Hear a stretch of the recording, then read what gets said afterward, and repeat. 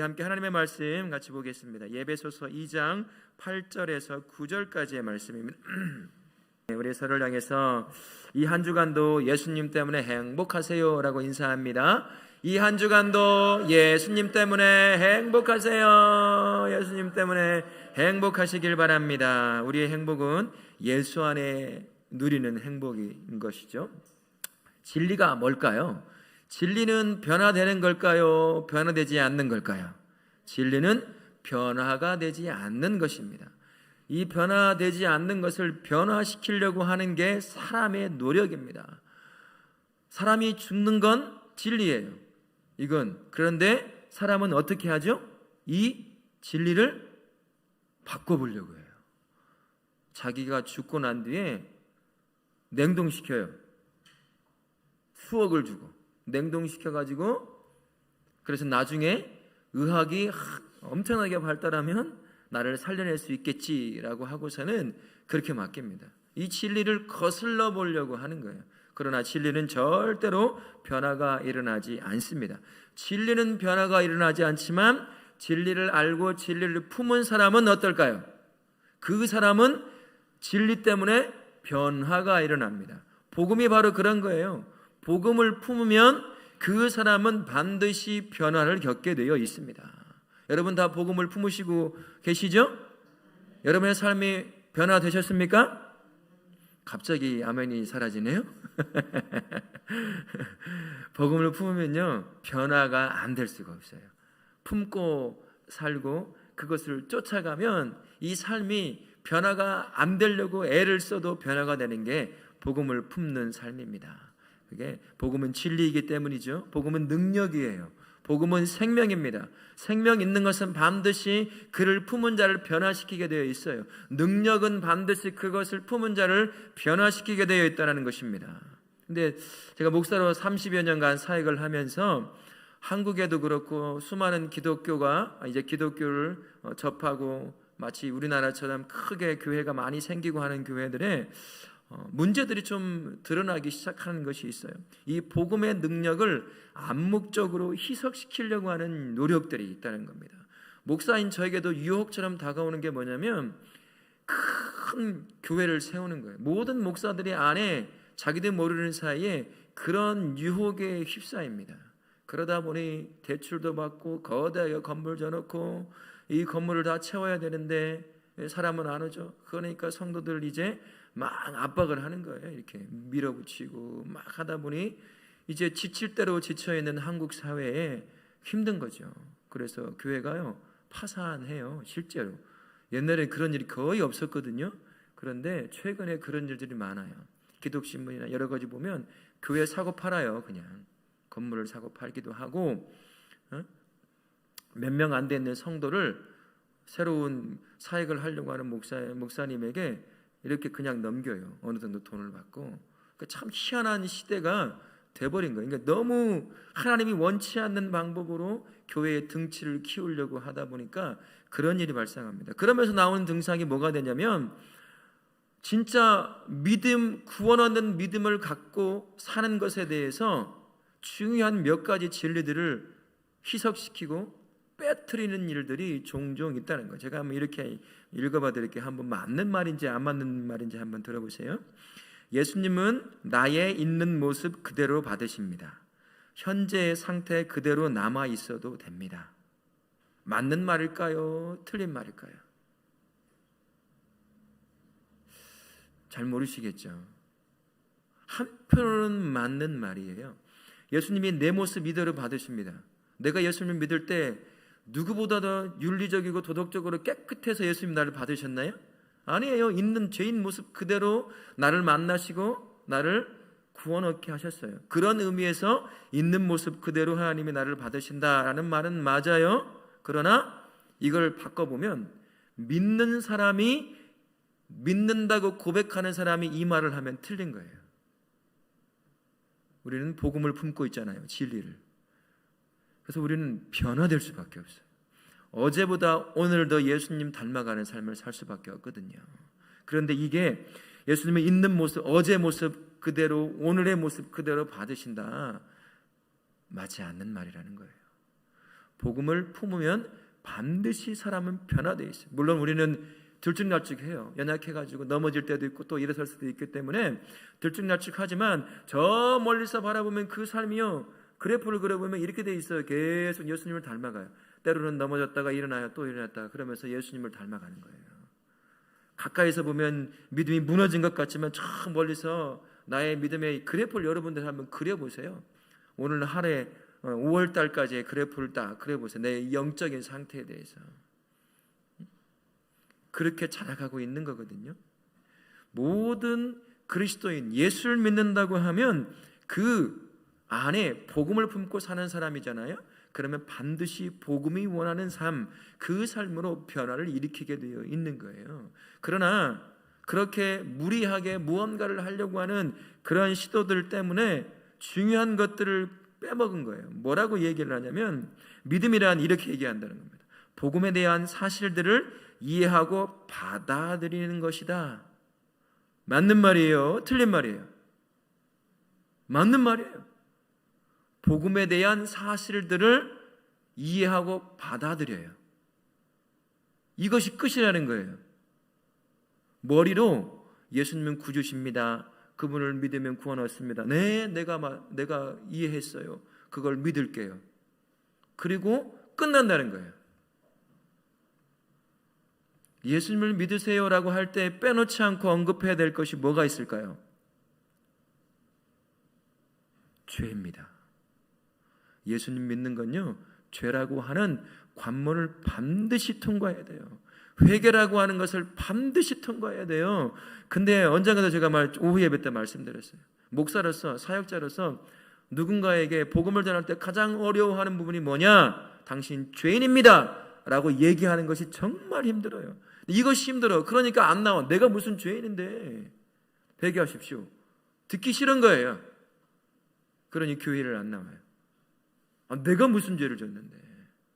난 마음 편하려고 예수 믿는 건데, 종교 생활을 하는 건데, 거기에 회개를, 죄를 지적하니까 싫은 거예요. 그러니까 이것을 은근슬쩍 빼는 거죠. 사람들이 싫어하는 소리니까 빼먹는 거예요. 그러나 예수를 믿는, 구원 얻는 믿음을 갖는 것에 죄를 지적하고 죄에 대한 회개는 절대 빼놓을 수가 없어요. 그게 있어야 예수를 믿는 거예요. 그러나 그걸 얘기 안 한다는 거예요. 복음에 대한, 예수님에 대한 사실들을 머리로 이해하고 받아들이는 것으로 믿는다라고 얘기를 해줘요. 교회 안에서 목사가 얘기해주고 누가 얘기해주고, 딱 보면 회개에 대한 그 돌이킴의 역사가 없는데 그냥 교회 나왔으니, 예배를 드리니, 구원받았겠거니, 그렇게 얘기해주는 거예요. 그렇지 않고 당신은 회개해야 구원받은 사람입니다 라고 하면 뛰쳐나가고, 그러니까 그런 두려움이 있는 거예요. 걱정이 있는 거예요, 목사로서. 그러니까 이 듣기 좋은 말들 모아가지고 듣기 싫은 말들은 빼놓고 전달해 주는 거예요. 예수 믿는 건 뭔지 아세요? 복음에 관한 사실을 받아들이는 거예요. 쉽잖아요. 거기에 뭐가 빠졌어요? 죄와 회개가 빠졌어요.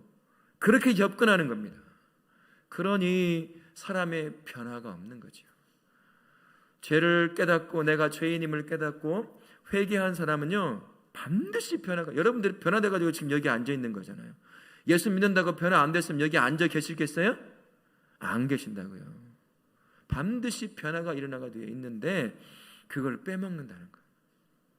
그러면 성경이 말하는 진짜 믿음은 뭐냐 한번 살펴보면 좋겠습니다. 먼저 믿음이라고 하는 것은 사람의 의지로 만들 수 없고 하나님이 주권적으로 주시는, 뭘까요? 믿음은 선물, 은혜.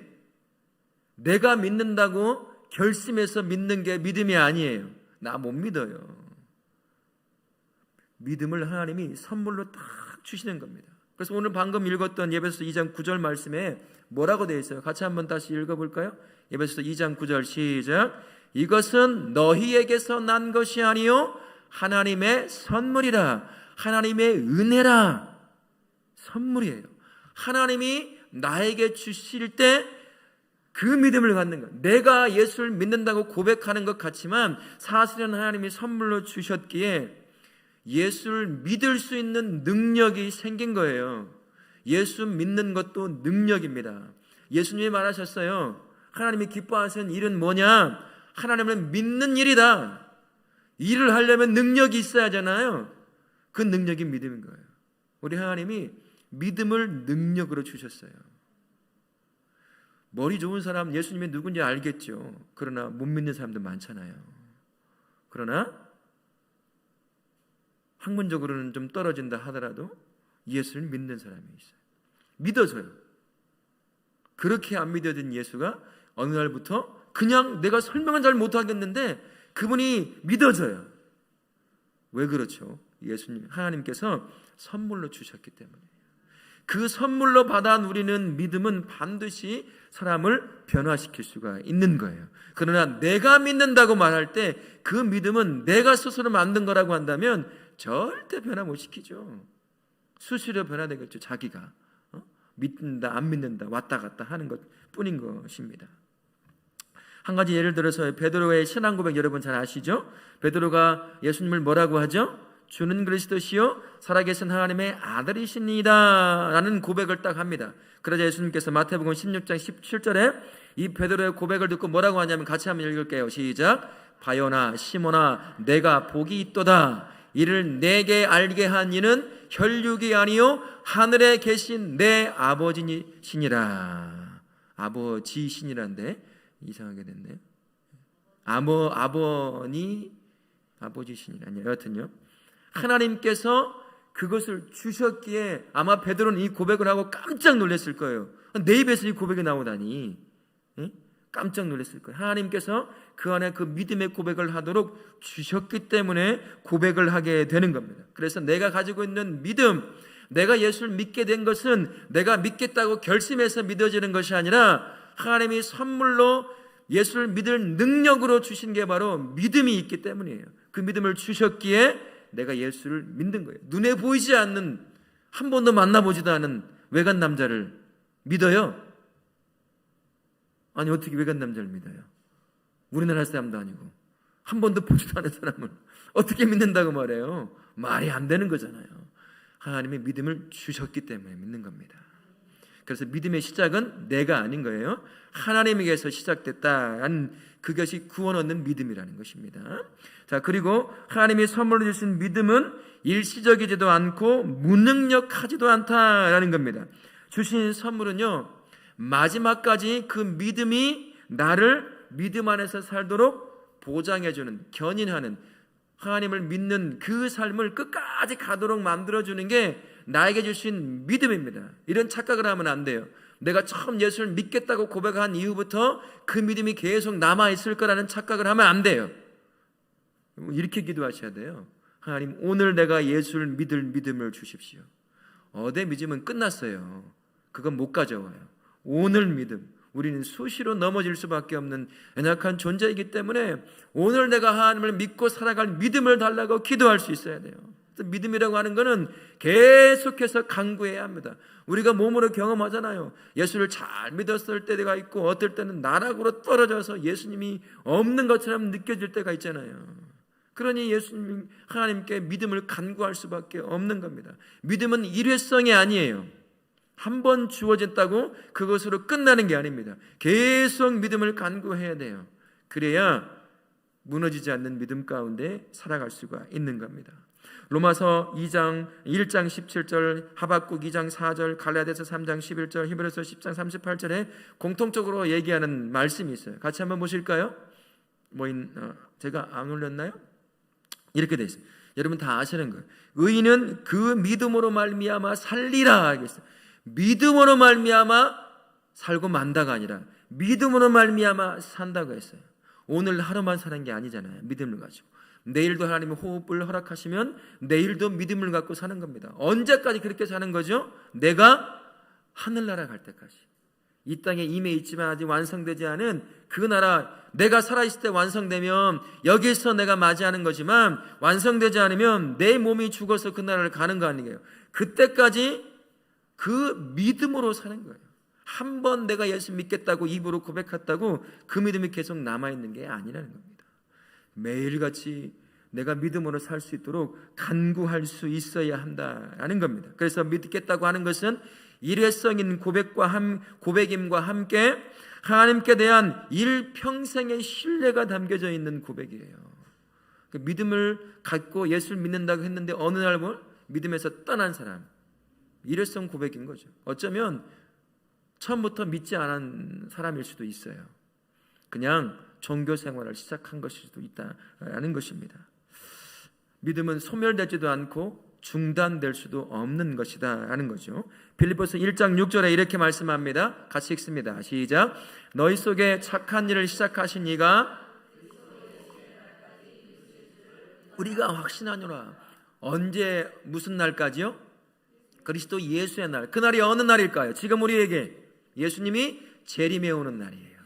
아니면 우리 편에서 본다면 내가 예수님께 가는 그날까지 품고 살아야 할 것이 뭐냐? 믿음이라고 하는 겁니다. 그러니 매일같이 믿음을 간구하실 수 있기 바랍니다.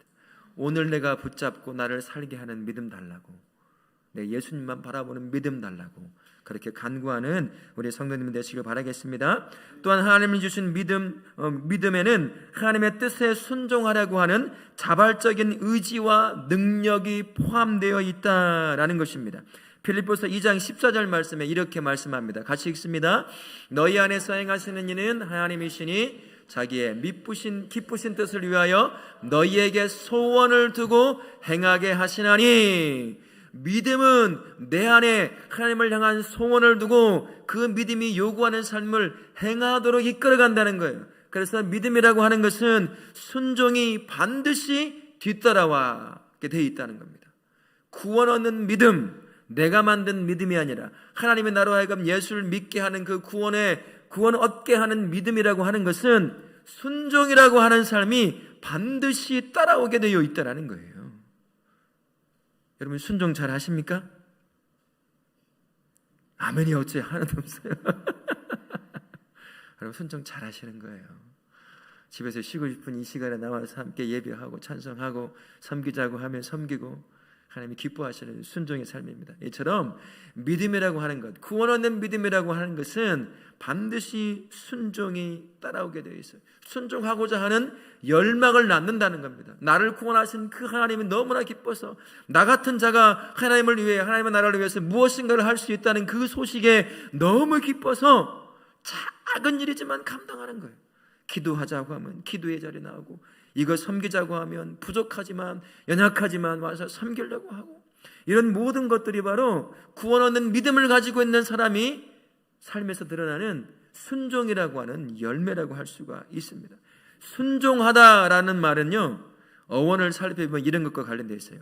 신뢰하다라는 것과 관련이 되어 있습니다. 신뢰하는 사람에게 쫓아가는 거죠. 그 사람을 믿고 그 사람의 인도함을 쫓아가게 되어 있다는 것입니다. 그래서 믿음은 반드시 하나님의 뜻에 순종하려고 하는 열망이 일어나요. 구원 얻는 믿음을 갖고 있다면, 내가 믿는다고 내가 만들어낸 믿음이라고 하면 그런 거 없어요. 내 기분에 따라서 기분 좋으면 하고 기분 나쁘면 어떻게 해요? 여기만 있어? 가는 거죠. 그러나 구원 얻은 믿음을 갖고 있는 사람이라고 한다면 내 주변의 상황과 상관없이, 내가 속해 있는 나를 기분 나쁘게 하고 속상하게 하는 것과 상관없이 하나님이 주시는 것이라고 한다면 순종함으로 그 일을 하게 된다는 것입니다. 여러분의 삶에 주어진 믿음이 구원 얻는 믿음인가를 살펴볼 수 있으라면 나는 순종하는 사람인가를 살펴보면 된다는 겁니다. 그래서 순종이라고 하는 것은 믿음과 동전의 양면과도 같은 것이라고 할 수가 있어요. 요한복음 3장 36절에 이렇게 말씀합니다. 같이 한번 읽겠습니다. 시작. 영생이 있고 영생을 보지 못한다. 저 같으면 제가 예수님이라면 이렇게 말했을 것 같아요. 아들을 믿는 자는 영생이 있고 아들을 믿지 아니하는 자는 영생을 보지 못한다라고 얘기할 텐데, 예수님 뭐라고 말씀하셨어요? 아들을 믿는 자는 영생이 있고 아들을 순종하지 아니하는 자는 영생을 보지 못한다. 믿음과 순종은 똑같다는 거예요. 뗄래야 뗄 수가 없다는 것입니다. 동전의 양면, 그런 기능을 갖고 있다는 것이에요. 믿는다라고 하는 것은 순종하는 것이다 라는 것과 똑같은 날이라는 거예요. 내가 믿으니까 그분을 쫓아가는 거냐? 그게 순종 아닙니까? 내가 믿으니까 예수님이 무슨 말을 하더라도 그분의 그 말에 순종하며 나아가는 거예요. 믿음은 반드시 순종을 동반하게 되어 있다는 것입니다. 그래서 순종은 구원을 얻는 참 믿음의 불가피한 증거입니다. 내가 구원 얻는 믿음을 갖고 있는 증거 되라고 하면 순종이 그 증거가 된다는 거예요. 믿으니 믿는 자를 쫓아가는 거잖아요. 그러니까 순종이 드러나게 되어 있다는 것입니다. 디도서 5장 16절 17절 같이 한번 말씀 보실까요? 시작. 더럽고 믿지 않은 자들, 저희가 하나님을 시인하나 행위로는 부인하니, 입으로는, 머리로는 나 복음에 관한 것들을 알아요, 믿어요, 머리로 받고 입으로는 얘기한다는 거예요. 그러나 삶으로는 순종이 없다는 겁니다. 그건 아니라는 거죠. 그건 죽은 믿음이다. 그 얘기를 하고 있는 것입니다. 불순종은 예수님을 믿지 않는 증거가 됩니다. 순종은 구원 얻는 믿는 믿음을 갖고 사는 삶에 대한 증거라고 한다면, 불순종이라고 하는 것은 내가 구원받지 못한 사람이라는 것을 스스로 증언해주는 증거와 같다라는 말을 하고 있는 것이죠. 참된 믿음이라고 하는 건 항상 순종을 통해서 증명되는 것이다 라는 것을 기억하십시오. 나의 삶에 순종의 열매를 맺고 있는지, 하나님께서 말씀하시면 그 말씀에 때로는 힘들고 거북해도 그 말씀이 하나님이 주신 말씀에게 내가 순종해야지, 그러면서 나아간다면 그게 바로 내가 구원받는 믿음을 갖고 있다는 증거라는 사실을 기억하시며 사시길 바랍니다. 또한 믿음이라고 하는 것은요, 충성과 같은 개념으로 사용된다는 것이에요. 믿는 사람은 충성스러운 사람입니다. 정말 예수를 믿었던 수많은 믿음의 선진들 어땠어요? 목숨을 내걸었어요. 믿음에, 예수를 믿는 것, 그 예수를 증거하는 일에, 그 예수를 쫓아 순종하며 살아가는 일에 목숨을 내걸었어요. 충성스러운 사람들이 다 구원 얻는 믿음을 갖고 살아갔던 사람들이다라는 것입니다.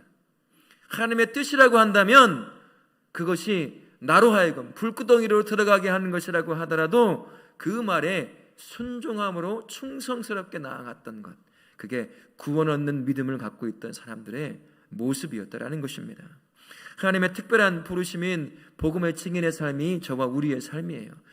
그 삶에 충성을 다하는 것입니다. 내가 가진 능력 안에서, 내가 누리고 있는 은혜 안에서 나의 삶을 통해 복음을 전하려고 하는 그 증인의 삶에 순종하려고 하는 것, 그게 우리가 살아가는 그러한 열심 있는 충성스러운 삶의 하나의 보본이 될 겁니다. 여러분 보러 선교사 가라고 하지 않아요. 여러분 보러 목사가 되라고 하지 않고 전도사가 되라고 하지 않습니다. 여러분이 하나님께서 파송받아 세워진 그곳에서 여러분의 입과 삶을 통해서 예수님 복음을 전하라고 말을 하는 거예요. 거기에 충성스럽게 반응하는 거죠. 구원 얻은 믿음을 갖고 있다면 그 부르심에 충성스럽게 반응하여 순종하는 것입니다. 성경이 말하고 있는 믿음이 바로 이런 믿음이에요. 그저 머리로 복음에 관한 몇 가지 사실들, 그것을 받아들이고 믿습니다 라고 입으로 얘기하는 것이 구원 얻는 믿음이 아니라는 것입니다. 구원 얻는 믿음이라고 하는 것은 반드시 삶의 변화를 일으켜내게 되어 있다는 거예요. 그것을 꼭 기억하시며 사실 수 있기를 바랍니다. 끝으로 예수님은 구원 얻는 믿음의 이런 특성들을 마침표를 찍듯 찍어주는 말씀 한 가지를 주셨습니다. 마태복음 5장 3절 말씀인데요, 같이 한번 읽습니다. 시작. 천국이 저희 것이며, 예수님은 진정한 믿음의 그 마침표를 겸손이라고 하는 것으로 딱 마무리해 줍니다. 심령이 가난함이 어떤 것을 말하는 걸까요? 돈이 없는 사람을 말하는 걸까요? 어떤 걸 말하는 걸까요? 내가 영적으로 파산된 사람이라는 것, 나는 아무것도 할 수 없는 무능한 자라는 것, 나는 이렇게 살다가 영원한 죽음으로 갈 수밖에 없는 죄인이라는 것을 인정하고 받아들이는 마음, 예수님이 아니면 나는 구원 얻을 길이 아무것도 없다는 것을 인정하고 받아들이고 고백하는 마음, 그 마음이 심령이 가난한 마음이에요. 그 마음이 겸손이라고 하는 마음이라고 하는 겁니다. 그런 나를 발견할 때마다 눈물을 흘리는 거죠. 그런데 이런 나를 아무런 대가 없이 구원하셨다니 얼마나 감사한지, 그 감사에 또한 눈물을 흘리는 삶, 그 삶이 바로 구원 얻는 믿음의 마침표를 찍는 겸손이라고 하는 삶이라고 할 수가 있습니다. 예수님은 구원 얻는 믿음은요, 자신의 무능함을, 자신이 무능하다는 겸손에서 출발하여 구원하신 예수님의 뜻에 철저한 순종으로 결실을 맺는 것이다. 그 이야기를 우리에게 해주고 있는 겁니다. 사랑하는 성도님, 저도 그렇고요, 우리에게 주어진 믿음이 구원 얻는 믿음이길 바랍니다. 종교 생활을 위한 믿음이 아니라, 내가 시작한 믿음이 아니라 하나님이 믿게 만드신 그 살아있는 믿음, 구원 얻는 믿음을 품고 주님이 원하시는 삶을 순종함으로 나아가는 그러한 삶을 사시기를 바랍니다. 우리 모든 성도님들 요한복음 3장 36절 다시 한번 읽어볼까요? 같이 읽습니다. 시작. 아들을 믿는 자는 영생이 있고 아들에게 순종하지 아니하는 자는 영생을 보지 못한다. 이 말씀 꼭 기억하십시오. 내가 구원 얻는 믿음을 갖고 있는 믿는 사람이라고 한다면 내 삶은 반드시 변화가 일어나게 되어 있다는 것, 순종하지 아니할 수 없다는 것, 나의 삶을 바라보시면서 내가 진정 순종하고 있는지를 바라보며, 그렇지 못하다고 한다면 하나님 나에게 구원 얻는 믿음을 주십시오. 종교 생활을 접어버리고 진짜 믿는 자의 삶을 살기를 원합니다 라고 이 한 주간 매일같이 믿음을 간구하시는 우리 성도님들 되시기를 예수님의 이름으로 축원합니다. 아멘.